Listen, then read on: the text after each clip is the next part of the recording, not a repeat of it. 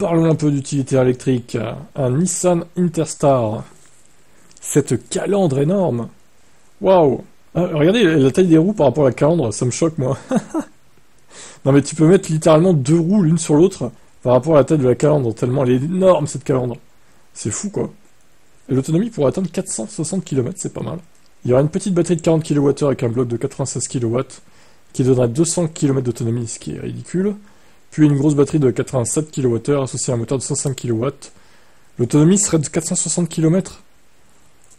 Ouais, ça me paraît un peu optimiste, mais bon, à vide alors. Hein.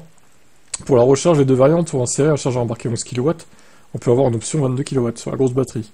Charge rapide, 50 kW sur la petite, 130 sur la grosse. L'Interstar E est lancé en configuration L2H2, dont le volume de chargement est identique au modèle diesel, 10,8 m3. La charge utile peut aller jusqu'à 1625 kg. Pour le modèle fourgon, en version châssis, c'est 1925. Nissan a mis en ligne le configurateur avec les moteurs diesel.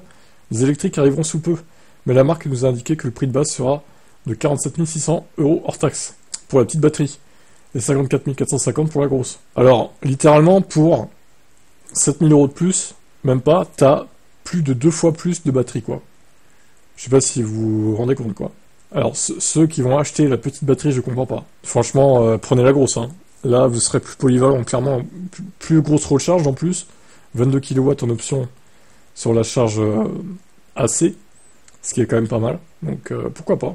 C'est bien qu'il y ait des utilitaires électriques aussi, il faut qu'il y en ait plus. Il me paraît un peu cher, mais bon, je saurais pas vous dire l'équivalent thermique, ça doit pas être donné non plus. Hein. À voir, quel est votre avis là-dessus?